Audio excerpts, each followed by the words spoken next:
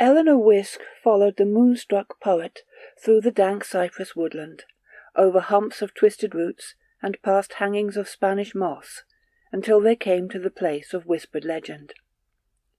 As they walked through the malefic region, the young woman reached out as if to touch the aura that swam into her senses and warmed her rush of blood. Perhaps, she told herself, this was what it felt like to dream, to enter into that province of dark fancy that broods beyond the wall of slumber. She did not know, for it was her personal dilemma that dreaming was a thing she had never experienced. When she slept, Eleanor entered a place of dark obscurity, an abyss of absence. It was because of her keen desire to dream that the young woman had stolen the book from Marco's shop. The shop, located in a slim dark alley in the French Quarter, was rarely visited because it was barely noticed. Its small dark lozenge panes did not entice people to gaze into the shop, and its narrow nondescript door, always shut, was not inviting.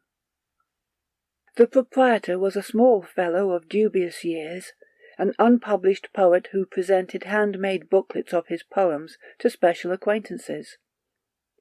Known simply as Marco, it was rumoured that he had acquired the mammoth occult library once belonging to the infamous South Carolina mystic, Harley Warren. It was the report of that nefarious collection that had brought Eleanor to Marco's door on that fateful night, a door that she found unlocked. How easily the doorknob turned as she grasped it, and how weirdly the air altered as she shut that narrow plank of antique wood behind her. Her nostrils took in the curious smells of the cluttered room, and her eyes seemed to soften in the room's dim illumination. Marco sat at a small table, sipping a glass of imported absinthe, and took in the young woman's appearance. He admired how her lustrous blue-black hair caught the light of the room and shimmered reflectively, and he noted how the light was also caught in her dark eyes. He grinned at her, and her small mouth returned his smile. "I believe I know you." His voice was low and pleasant. "You are Stanton Wisk's niece. Your uncle and I are old acquaintances." "I don't know him," was her reply. "He and my father aren't friends." "Ah, your sire disapproves of his brother's occult proclivities. How unimaginative of him. Such censure would spark my own interest, were I your uncle's relation." "That's it exactly. Through banning me from my uncle's company, my father has whetted my appetite for the things he seems afraid of. It's like some festering obsession, my father's discomfort with his brother. He speaks of it when he's drunk. Shouts of it, rather. And your name is sometimes mentioned in his curses." Her eyes peered through the room's faint light and fastened on one tall bookcase. "You're said to have a vast library of censored books. Is that them, there?" "Ah, I know the books you mean. No, they are kept in another, a private place." He took one final sip of his drink and stood. "Come, follow me." Marco led her into a small room that contained a cot and many bookcases, and he waved his hand so as to invite her perusal of his personal library. Stepping to a table on which books were heaped, she took up a small volume because its title was in Italian, a language with which she was familiar. Marco's whispered voice drifted to her. "Ah, a rare translation of the Cult de Ghoul. Such a queer little book. Some say it is more fancy than fact, a record of delirium. I know that reading it gives me the most outlandish dreams." He turned away from her and began to study the titles on a shelf near him, and as he turned his back to her, the young woman surreptitiously placed the small volume into her coat's wide pocket. "I imagine, surrounded as you are by such texts, that you have rather fabulous dreams." "Ah, mes rêves," and he laughed good-naturedly. "And you, sweet child, of what do you dream?" Turning his inquisitive gaze to her, Marco frowned at her sorrowful expression of her suddenly pale face. Eleanor rubbed her features with shaky hands and blurted, "I've taken up enough of your time. Good evening." She exited the place and rushed into the fog that had crept over the area. Was it her imagination, or did a faint echo of padded footfalls pursue her through the curls of wind-tossed mist? Having walked some few blocks from the shop, her body trembling with excitement, Eleanor leaned against a lamp-post and removed the small volume from her coat pocket. Bringing the book to her nostrils, she drank in its fragrance of age. What nighted worlds of ill had been recorded on its pages? Would perusing its language inspire her to dream, as it had Marco? Opening the book, she studied one page in the yellow glow of the overhead lamp, and then she began to speak the lines in faltering voice. Another voice combined with hers, one that spoke the Italian words with smooth eloquence. The small man approached her from out the moving fog. "I cannot allow you to pinch from me, young creature, especially a volume as rich and rare as that." "I want to dream," she wept, as the hands that held the book began to tremble. "I have visited my uncle and tried to get his help. I thought that if I studied arcane lore with him, it would inspire night visions in my skull. He let me look into his books and spoke to me of secret lore. He crooned arcane chants in his smoky chambers and produced phantoms of smoke and shadow. But it was all a form of teasing, just a shadow play of supernatural skill. The more I pleaded with him to teach me the art of dreaming, the more he mocked me, because I am the daughter of the man he hates. If I study this book, as you have, and become intimate with its language, maybe then I'll be blessed with inner vision. I want to dream, Marco, as you do, and see the things that you see." "Oh, the things I see." He stepped near to her and took the book from her hand. "I can show you what I envision, easily. I can use the power of this text to conjure forth an eidolon of my dreaming, just as, it appears, your uncle demonstrated. It's the perfect night for such tricks, what with this delicious haze hanging over us." He looked over the Italian text with a thoughtful expression on his face. "I think, however, that I will translate this particular text into its original French idiom, the tongue with which it was initially expressed. Hearken." Marco pronounced the words slowly and precisely. The electric glow from the lamp above them dimmed weirdly, and the fog seemed to brighten with a kind of phosphorescence. In the emission of phantom light, Eleanor detected swimming shadows that shaped themselves outlandishly, shadows that seemed to pulse to the rhythm of Marco's chanting voice. The young woman watched the place where the shadows converged and melted into one unwholesome silhouette. The blackness billowed before them, lifted an upper portion that formed itself into a kind of countenance that spoke the woman's name. She watched as it opened its tattered robe of darkness, the ends of which expanded so as to form fantastic wings. The apparition bent to her, and Eleanor tilted to it, so that her lips pressed against the spectre's mouth. The kiss exchanged was chilly. She shut her eyes and shuddered. When again Eleanor looked, the dark illusion was nowhere to be seen. The small man beside her wore an expression of amused self-satisfaction. "That is what it's like to dream, Miss Whisk. You're not missing much, for these are phantoms merely conjured by the language of lunacy. Perhaps, my dear, you are simply too sane for dreaming. Is that why you seek to drink the language of these books? You know that these arcane records are the work of madmen who worshipped outrageous ghosts that issued from their warped imaginations.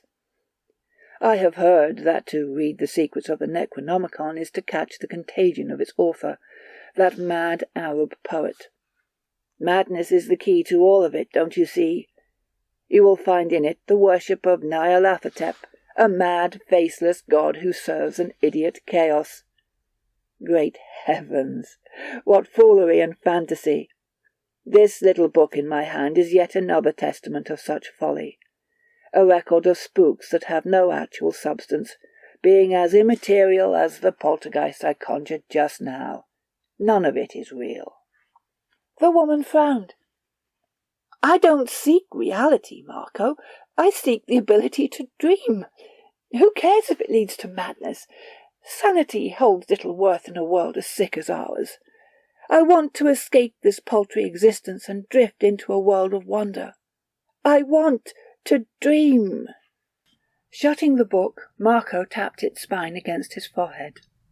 "I have been told a legend of a haunted region that enhances dreaming. It would not be a long journey, and I doubt that it will exhaust me. My heart, you know, is diseased, and I cannot be too active. I'll want a lot of money, but you come from wealth, so that will not be difficult."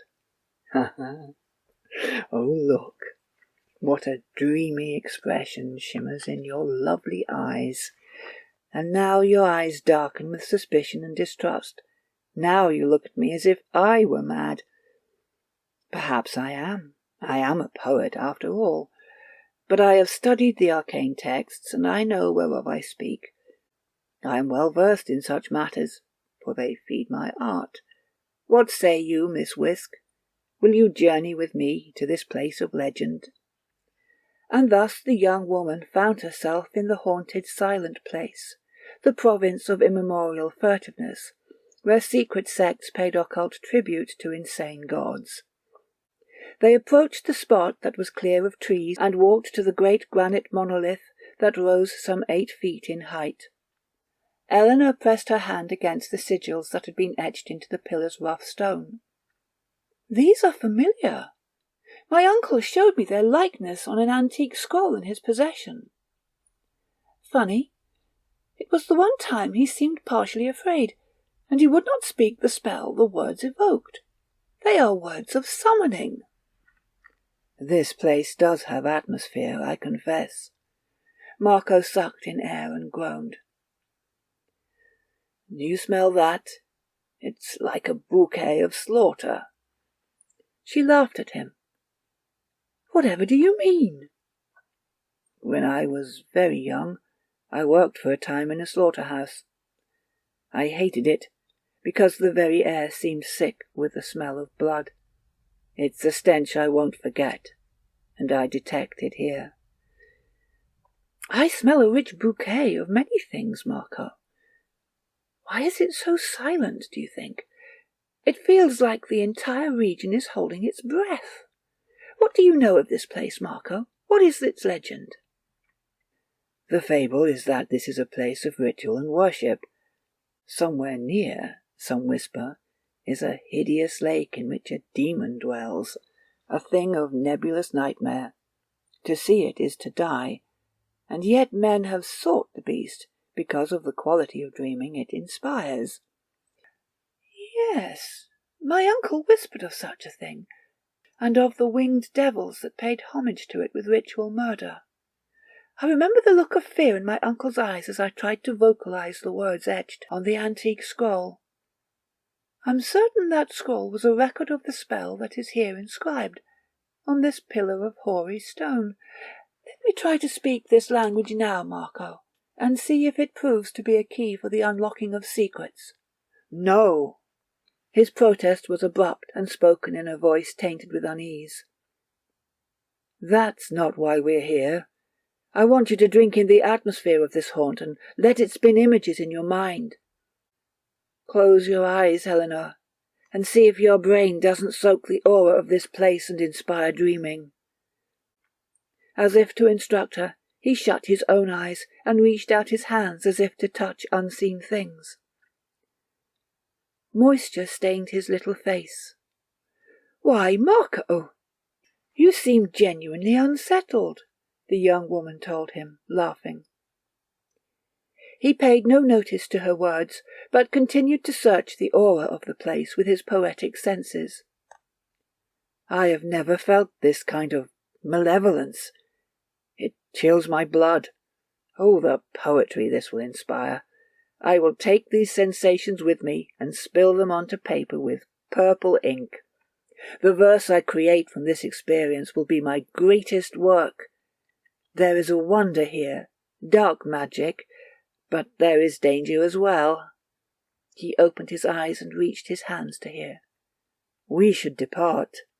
Eleanor shook her head. "No. Set aside your fear, silly man. Remember what you told me, how any demons summoned are but phantoms of the mind. Such insubstantial apparitions are harmless, as you said, like that spectre that you conjured in the fog. Come on, let's see what we can invoke with these unholy words. I don't understand you, Marco. You have collected one of the finest occult libraries in existence, the books of Harley Warren, and all you use them for is to conjure words of dark poetry. You have your tame soirees with your artistic friends, where your rituals are with words and imagery alone. How can you possess such knowledge and not want to experience all it has to offer? How can you not want to step beyond the threshold and feel the potent outside?" He walked over to where she stood and ran his hand over the rough sigils imprisoned on stone. "Nothing is more potent than language, and nothing more worth conjuring than art. I live for literature. Do you see Harley Warren's antique grimoires as vehicles with which to do magic tricks and conjure devils? How infantile! You sound so like your uncle, that pitiable recluse who spends his lonely hours calling demons from the pit, but who cannot find the things in life to fill the cavity that is his hollow soul. But what do you have to show for your art? You won't publish your verse. You sketch them onto bits of paper and sew the pages into little booklets in imitation of that odd Virgin of Amherst. Don't lecture me on what you perceive as empty gestures. You're wrong, you know. The demons of this region are not vacant things without form or purpose. Why do you think I lured you to this forsaken spot? You have been my puppet, Marco." His eyes squinted as Marco studied all that was revealed in Eleanor's wide eyes. He saw anger there, and mockery. She was contemptuous and lunatic. "I see it now, your madness. You've cloaked it well. But now it seethes in all its ugly nakedness in your darkening eyes. It is as I have told you. These paranormal matters are the stuff of psychosis. They are manifestations of ill. You chill my blood with your words. We shall leave this place now." His scolding sounded bold, but the lips that spoke were pale and trembled, and the eyes that regarded the young woman held an aspect of dread. "Oh, little man," she sighed, "how amusing to see you turn so timid. No, don't touch me and try to pull me from this place. What, you would pry my eyes from the language etched on this towering pillar? That wouldn't matter, Marco. I don't need to look at the words to speak them, for I learned them long ago while studying with my uncle. And when he banished me from his presence, I found other sources of study. I learned the language of ritual, of sacrifice." "Sacrifice?" "But of course. That's why I needed you to accompany me here. I cannot summon the murderous devils without having something to offer them." "I don't understand you." Tilting to the man, so much smaller than she, Eleanor whispered into his ear and spoke the language that, aeons ago, had been etched onto the pillar. Marco tried to push her away, but found it impossible, she being so much taller and stronger than he. An awful atmosphere floated to them on the rising wind, and a taste of carnage spilled into their mouths. Savagely, Eleanor pushed the poet from her with such force that he fell onto the ground. He looked at her with astonishment, and then he looked beyond her, at the things that began to materialize within darkness. "Don't be afraid, Marco," came the woman's mocking voice. "Remember what you told me.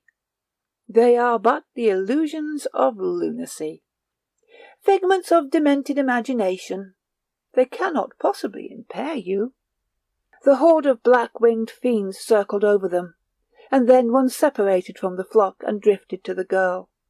Eleanor continued to speak the unhallowed words of alchemy, and as she spoke she stabbed her fingernails into her lips and she tasted blood.